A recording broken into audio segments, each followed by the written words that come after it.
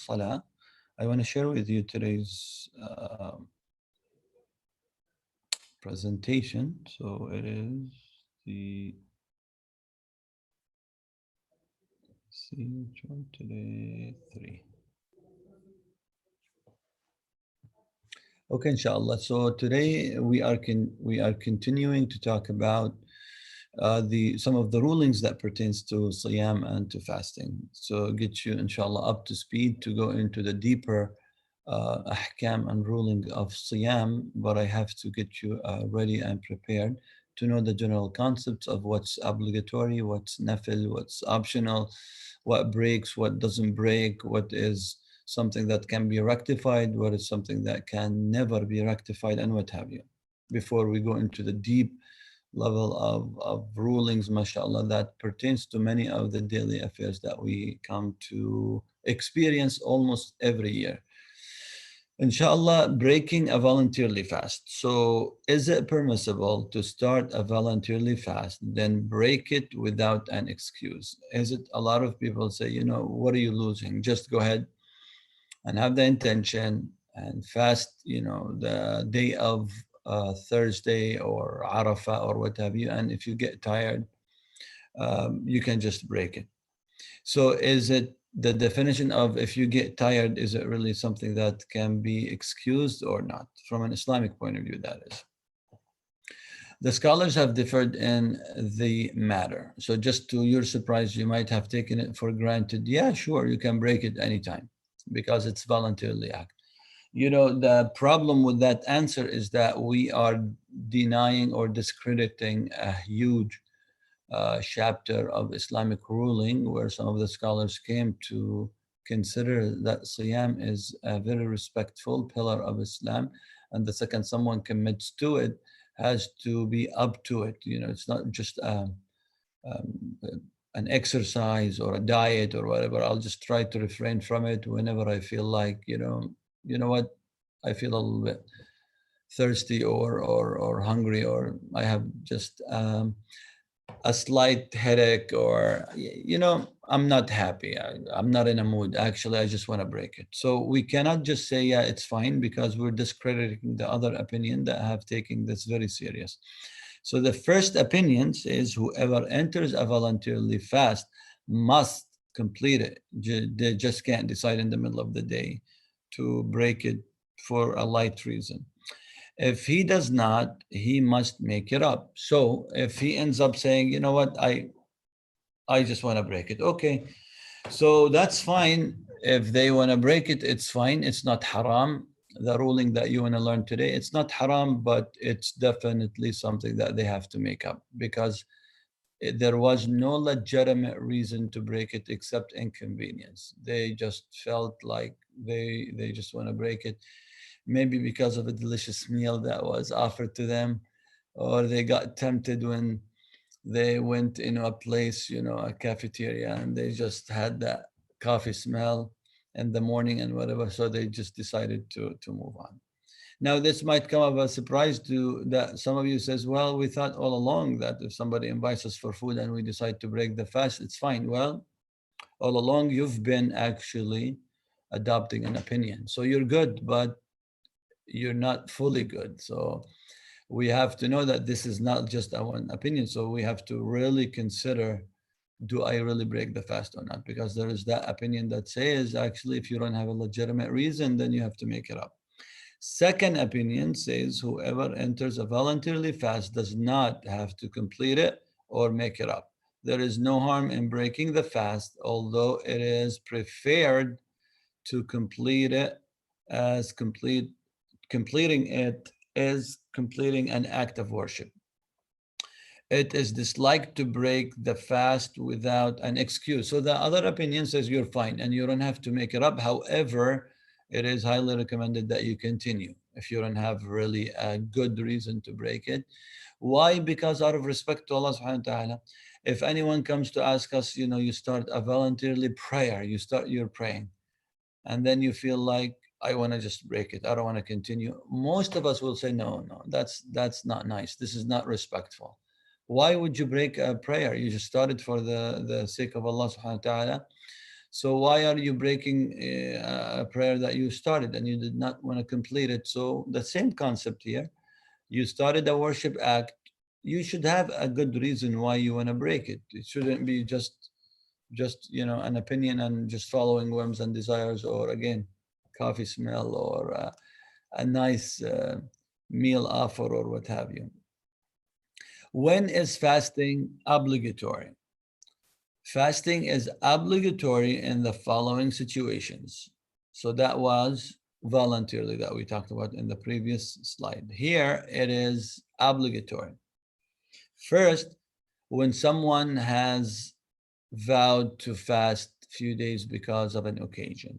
So vowed fasts. If one vows to fast a day or a month to seek nearness to Allah subhanahu wa ta'ala, then he must do so due to making that vow. If he sets a specific month or day and fasts before the specified time, then he is rewarded for fulfilling the vow, and the specific time that was originally set is disregarded. This just talks about that the person still fulfills his vow, but they did not follow exactly the date and the month that they wanted. But it's always, like we talked about in the beginning of this series, that it's always preferable to, because that's a specified voluntarily, that's like, according to the Ahnaf, specified obligatory fast, because it's a vow. So it should really stick to the same timing and the same specified specifics that the person has. And I want to fast 10 days right after Ramadan, or what have you. So they should stick to it. Second, expiation fasts due to a committed sin, such as, so as you know, we have several obligatory fasts. Some of them are because it is a fast, a makeup, expiation for other mistakes that we have done because of breaking rules of other worship acts or other acts in general, daily acts that we were prohibited from doing so. So to rectify it, to make it up, Allah subhanahu wa ta'ala asked us to do some siyam. Examples of that: accidental murder, breaking an oath, breaking one's fast during Ramadan by having spousal sexual intercourse during the day, or vowing to abandon one's wife sexually and comparing her status to the forbidden status of his mother, sister, or daughter. So this was a bad habit in the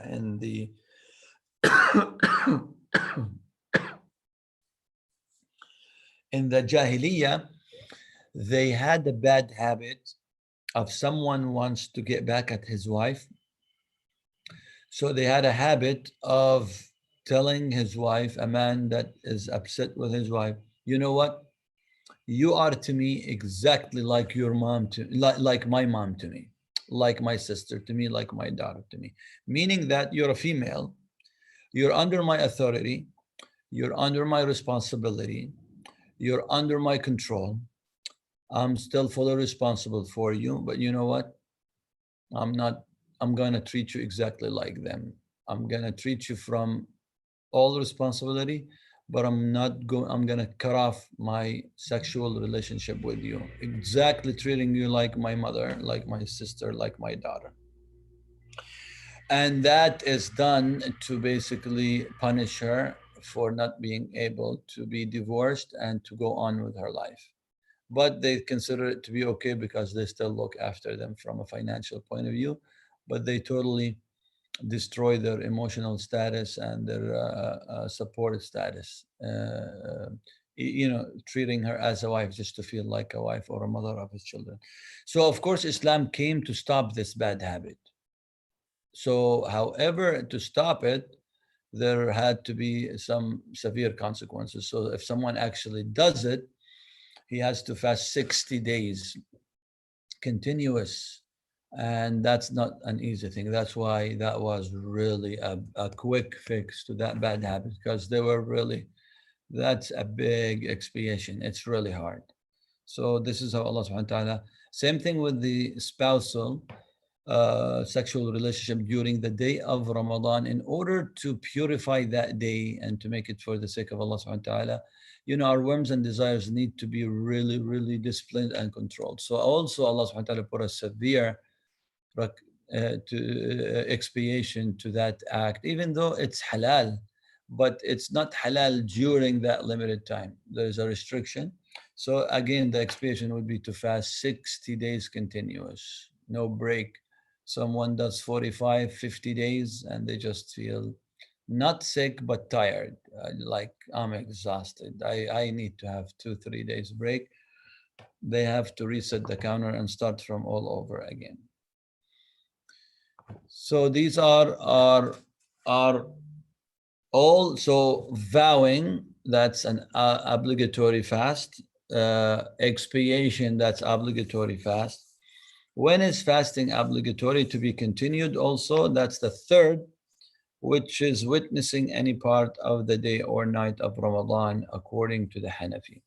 It is an obligation to fast Ramadan either by seeing its crescent moon in the case of clear skies, or by completing 30 days of Sha'ban in the case of cloudness or dust. So obviously one of the obligatory fasts is the month of Ramadan, and especially to start the month of Ramadan, meaning that someone comes into town, finds people that they started fasting, and he did not start the fast. He didn't know, he didn't see the crescent, and he didn't know, he was a traveler.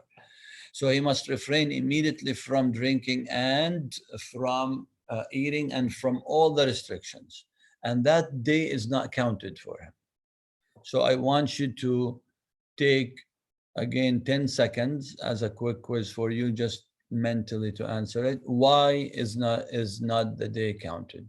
He refrained from eating the second he knew, stopped eating, drinking. And just to add it to you, he did not eat anything in the morning. He just came in 7 o'clock in the morning around to the town.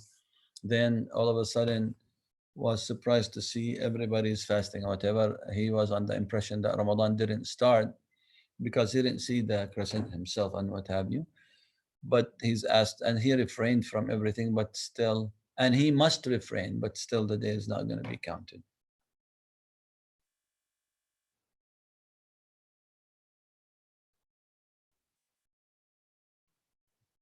So if you had the answer, the correct answer, the day is not counted because he never entered that day with the intention to fast that day. And intention is a pillar, as we talked about it. The siyam will not be accepted, but he still has to refrain. So that's again something. This is just, that's the beginning of the month, but then khalas, he just picks it up after that. It becomes obligatory. Ramadan moon sighting, that's like the fun time. It was so funny that Ramadan's moon sighting became like a big, I don't know what to call it, but a big issue among all the states, the countries around the world. It's kind of politicized and what have you because of relationships, and if they're gonna fast tomorrow or not. I don't know, a lot of mixes, unfortunately, but it brought a big scar on our unity and wahda, where it's not really merely just purely, no, I didn't see it, you saw it, it's okay, we're different, but we're all good, inshallah. No, it's not that. It's just way more than that. So it became, so obvious that it really polarizes people and what have you, to a point that instead of saying moon sighting, we started saying moon fighting. So we're always fighting over moon, and towns next to each other. One is fasting, one is not fasting, one is having Eid, one is not having, and they're just cities or towns right next to each other. So you're gonna have some, just to get you introduced to the concept. What is the methodology in confirming the sighting of the Ramadan moon? Scholars have differed in the matter. Sighting by vast majority. So do we have to have large, vast majority of people saying, I have seen the crescent? Sighting by righteous Muslims, or what's the quality of those that have claimed to see the crescent? Sighting by one righteous man. Is it many or just one? Next question. What is the methodology in confirming the sighting of the Ramadan moon according to the Hanafis? So the Hanafis require, or the Hanafi school requires the following. One, sighting by the vast majority in the case of clear skies. So if it's clear skies, the Hanafi school requires vast majority of people coming to the courthouse, the Islamic courthouse that is, and to witness that, wallahi, we have seen it. And then the whole month of Ramadan will start because of their verdict and because of their witness, because of them witnessing the crescent. Second, that is if it's a clear sky, it should be really a vast majority of people. Sighting by one, it's okay to be one, but it has to be a righteous man, will be sufficient in the case of cloudness or dust. Like if it's not clear skies and somebody says, I put a lot of effort and I did see it. It's not easy, but I did see it, and that person is righteous. Yes, his shahada will be taken. And a women's testimony in the Hanafi school is accepted. So you want to know that this is where the school also differs on who witnessed what. What is the methodology in confirming the sighting of the Ramadan moon according to the Maliki? Maliki requires sighting by two righteous men or more. So it can't be one, it has to be two and more. And a women's testimony is not accepted to the Maliki school. So if one out of the two is a woman, they would not accept it.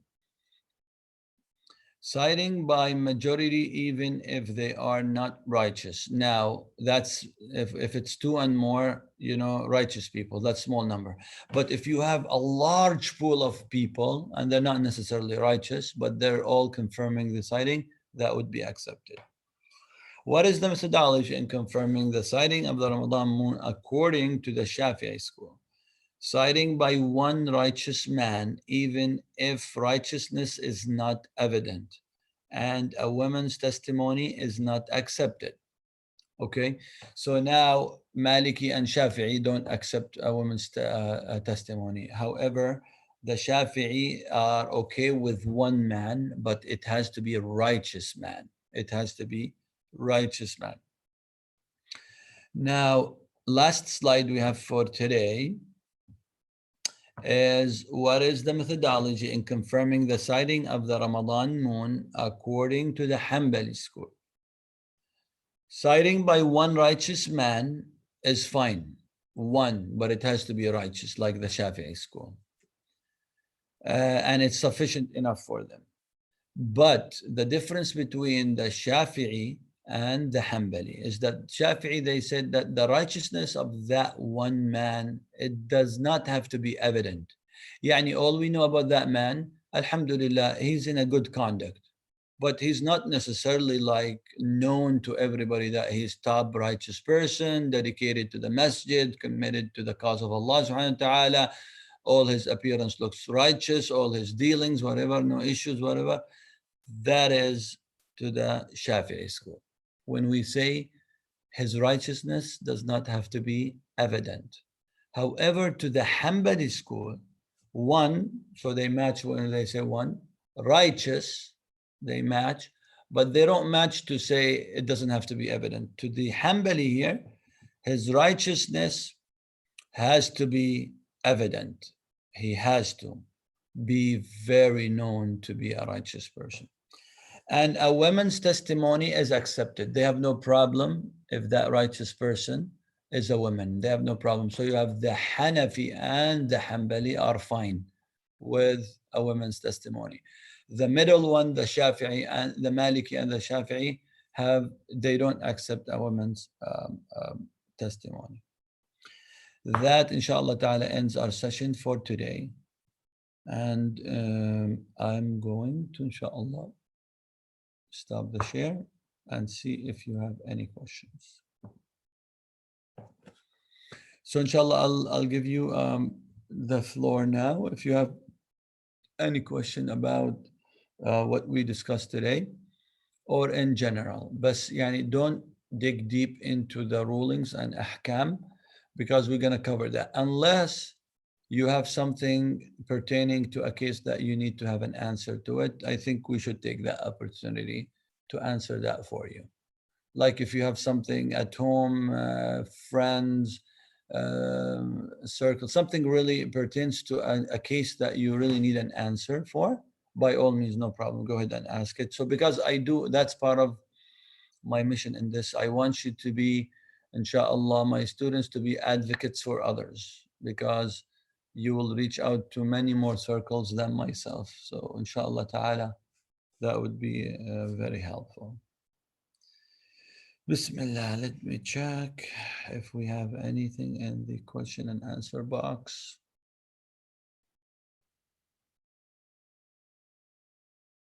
So in the chat box, so far I don't have it. Let me check the question and answer box.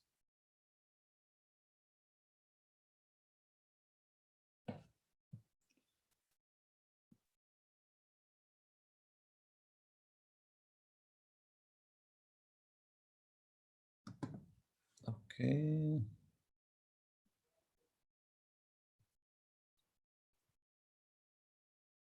So it looks like we're all good today, mashallah. Oh, actually, I just got a one now. Okay, so I got one question.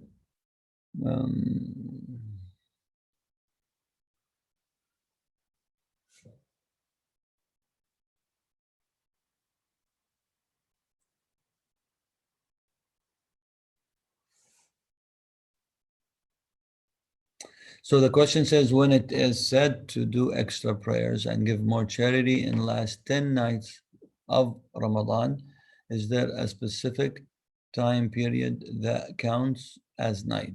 Can it be after iftar, or it needs to be last third of the night, the last part of the night? No, it can be at any time.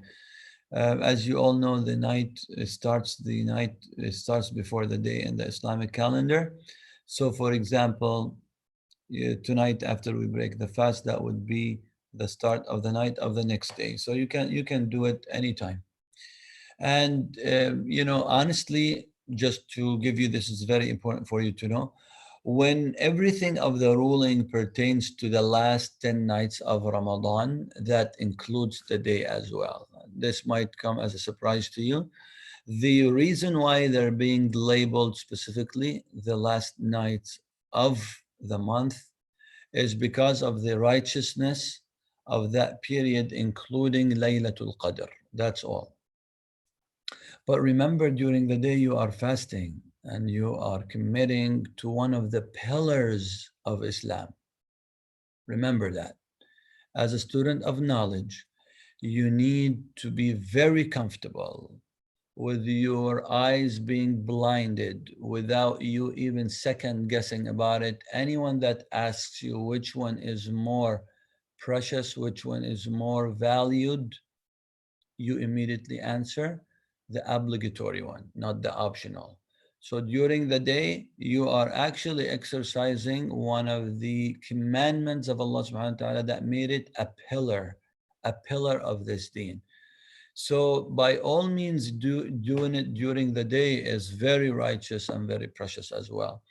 The reason why we all say the last 10 nights of Ramadan, the Laylatul Qadr in the last 10 nights of Ramadan, the Khatim in the last 10 nights of Ramadan, is because of the following. The scholars have gathered all the hadith that talks about the best days of the year and the best nights of the year. And they're as general, as I taught you before. As you read them, you will find a contradiction as it appears that you're confused. Some of the authentic hadith specifies and focuses on Ramadan days of Ramadan, nights of Ramadan, the best. Then other authentic ahadith are talking about the month of Muharram, the beginning month of the Islamic calendar, that they are the best of days, the best actions that you can do. When you fast, the best of fasting. Everything is the best, the best, the best. So you get really confused. Again, the confusion is because of our lack of knowledge. Remember the formula. Formula is scholars bring all the collection of hadiths together and they start extracting and deriving what is so unique, what is general, and what is specific, and are they contradicting each other. So with that, they found out that there is really no contradiction and there is really no general and there is no specific. And that they found that they're completely two different specification of period of the day. So they concluded the hadith that pertains to Ramadan, they are a hadith that specifically talking about the optional best nights of the year are the nights of Ramadan. Optional, because Taraweeh is optional, Laylatul Qadr is so great, but it's still optional. It does not come close to fasting the day of Ramadan. Why? Because fasting the day of Ramadan is mandatory, and Allah subhanahu wa ta'ala loves His servants to follow Him with the mandatory acts before. So, but then the biggest opportunity for you to tap on optional and to exceed and elevate high on the optional would be, by consensus of the scholars, the nights of Ramadan, not the nights of Muharram, the nights of Ramadan. When it comes to the acts of worship, the best acts of worship throughout the year, the scholars came with a consensus that they are the days of Muharram. So during the day, it's the days of Muharram. During the nights, it's the nights of Ramadan. And that's, we're talking about all voluntarily. Because Muharram, again, fasting the days of Muharram is voluntarily. Praying is voluntarily, Quran, everything is voluntarily in Muharram. So you're comparing voluntarily of Muharram with voluntarily of Ramadan.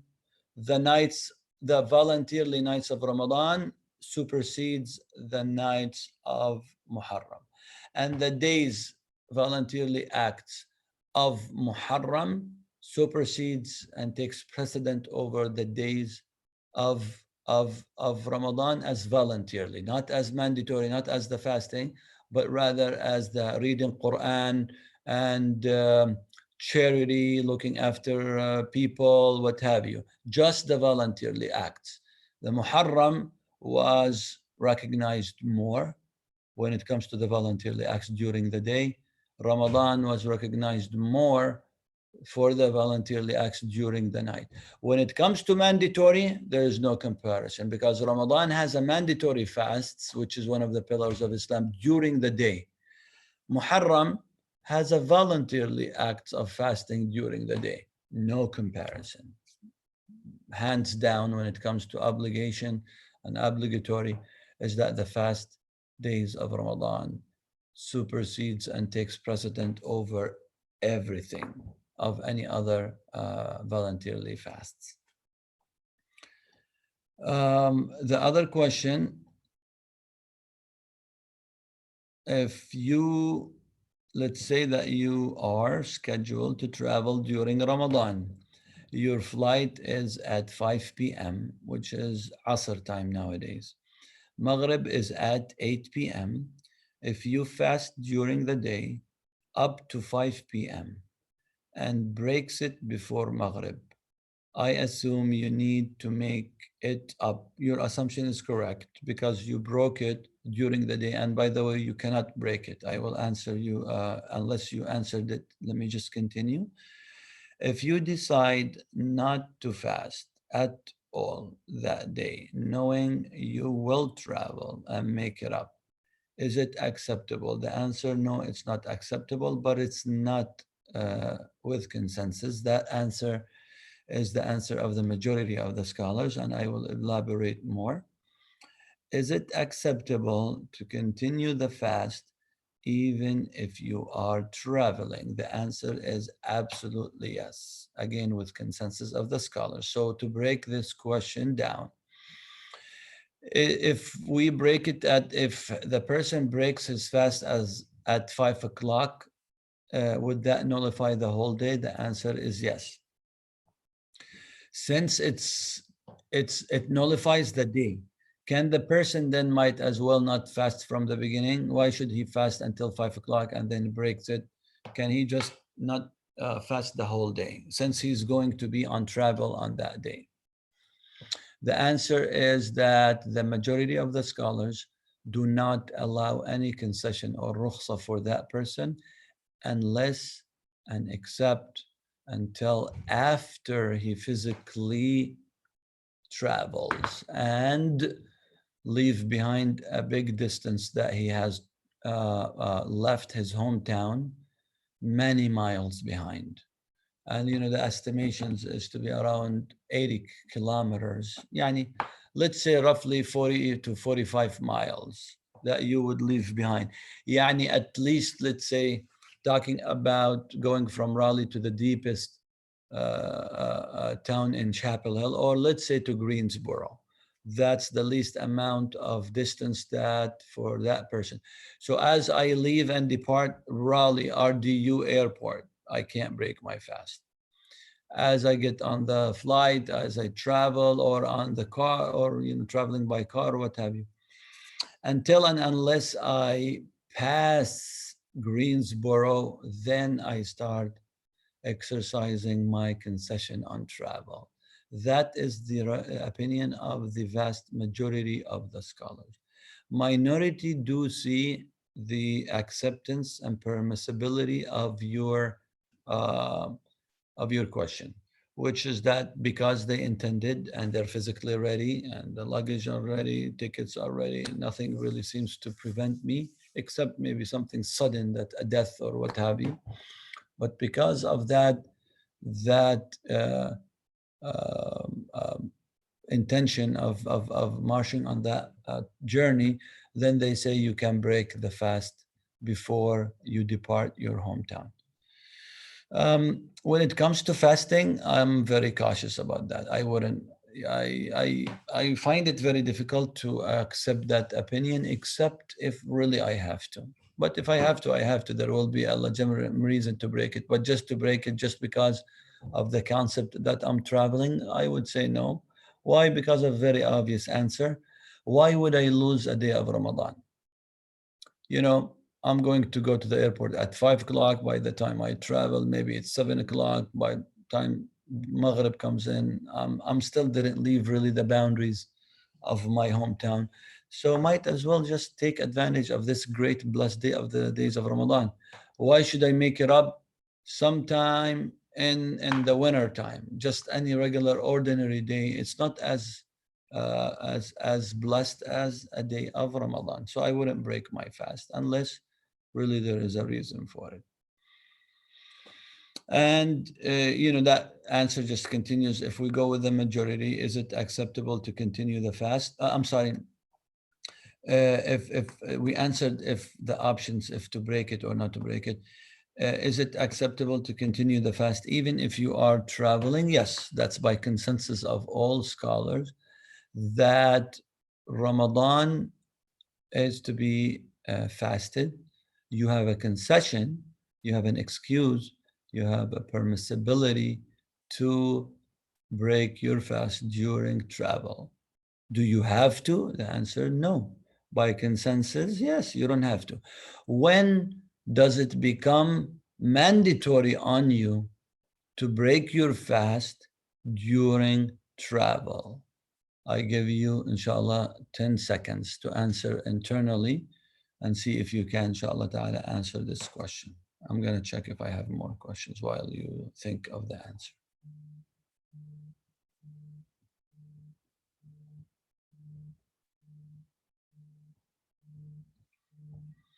Okay, so the answer is it becomes mandatory to break your fast during Ramadan when you are on travel, when you know that this nature of travel is very, very rigid, very difficult, and it causes a lot of hardship on you. So you're really gonna be struggling, sweating, struggling, fainting. It's like, I'm just gonna push myself. You're gonna be extremely thirsty. You're gonna be in a very bad mood, major headache, migraine hits you and all that, but you still can make it. I've done it before. I pushed myself. I just don't want to break a day of Ramadan. This is where it becomes wrong. This is when it becomes haram to actually continue fasting.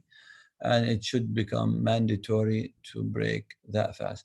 If it's a light travel, then by consensus of all the scholars, somebody is traveling to Charlotte, to even New York or what have you, like a couple of hours flight and what have you, it's not an issue at all. I can continue without any harm or any difficulties. I don't want to even say harm, because harm means health reasons. But without any difficulties, then it's all up to you to break it or not. You have the concession, but I do adopt the opinion that it's always preferable to continue the fast if it's a light fast and it doesn't cause you any inconvenience or any troublesome. Why? Because of the fact that I have no doubt that fasting that day, blessed day of Ramadan, is not to be compared with making it up later on in any other days throughout the year. So unless I really have a good reason, I don't want to say a health reason, because health reason becomes a must. But unless I have a good reason to break my fast, I'm sorry, I just don't want to break my fast. So I want to continue the blessed day of Ramadan, inshallah ta'ala, and submit to my Lord during the specified time that He mandated and He wanted me to fast. So it just takes way higher preference and precedent over the other days of the year. MashaAllah, with that, we finish, inshallah, with today's question. Again, Jazakumullah khair for your dedications. I've got my 12 to 14 dedicated students every day, MashaAllah. May Allah reward you and bless your hearts. Inshallah ta'ala, we're going to continue on Monday.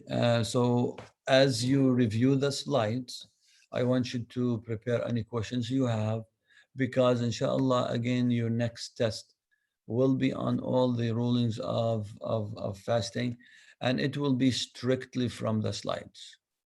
Strictly from the slides. So I'm not asking you to go read books and books on fasting and whatever.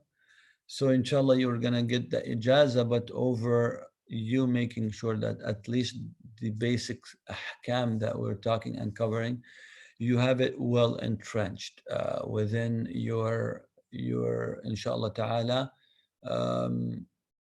background. So you know now how to build verdict on it, and to understand the different. Now when you see others are acting a little bit differently, then you come to understand and you come to respect, but sometimes you come to also advice. And if somebody, again, like the issue of fasting and traveling and whatever, you're equipped enough to be sure about it. So somebody doesn't really surprise you on the plane, or like when they, oh, you didn't break your fast. Oh, haram, you should have you're on travel. You should have really broken your fast, and you just can't. No, then you're very confident and to say, no, well, this is not really true, or the opposite is true, that somebody's telling you, broke your fast just for a couple of hours, flight and what have you. We should not take our deen lightly, and we should not play around with our deen.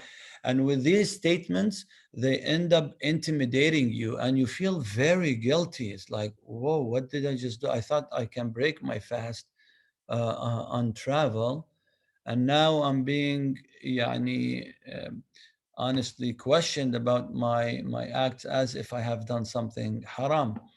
So now, at least with your knowledge, you understand fully of where to stand and how to answer, and also not to feel guilty about your firm stand of what kind of rulings do you adopt in your life, and pass it on to your family members, and pass it on to your community members, and those who Allah subhanahu wa ta'ala bring your way, to also spread the knowledge to them and teach them yourself, inshallah.